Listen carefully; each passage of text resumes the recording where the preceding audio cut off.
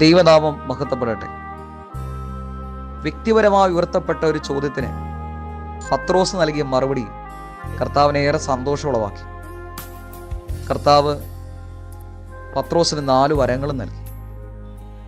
പത്രോസേ, ഈ പാറമേൽ ഞാൻ എൻ്റെ സഭയെ പണി. പത്രോസേ, സ്വർഗത്തിൻ്റെ താക്കോൽ ഞാൻ നിനക്ക് തരും.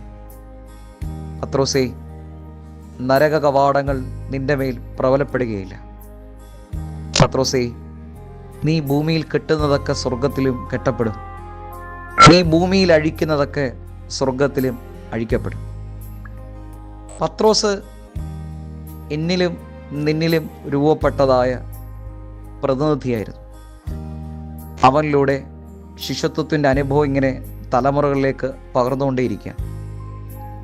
ഏറെ സന്തോഷം ഉളവാക്കിയ 2ാമത്തെ വരവുണ്ട്.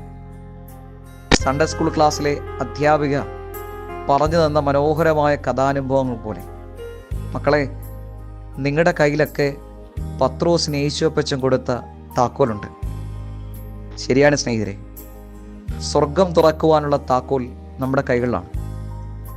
ഭവനത്തിൽ വഴക്കിടുമ്പോൾ, സ്നേഹിതർക്കിടയിൽ കലഹം ഉണ്ടാകുമ്പോൾ, നമ്മൾ നിശബ്ദരായിരിക്കുമ്പോൾ, ആ നിശബ്ദതയിൽ സ്വർഗത്തിൻ്റെ താക്കോല് നാം തുറക്കിയിട്ടുണ്ട്.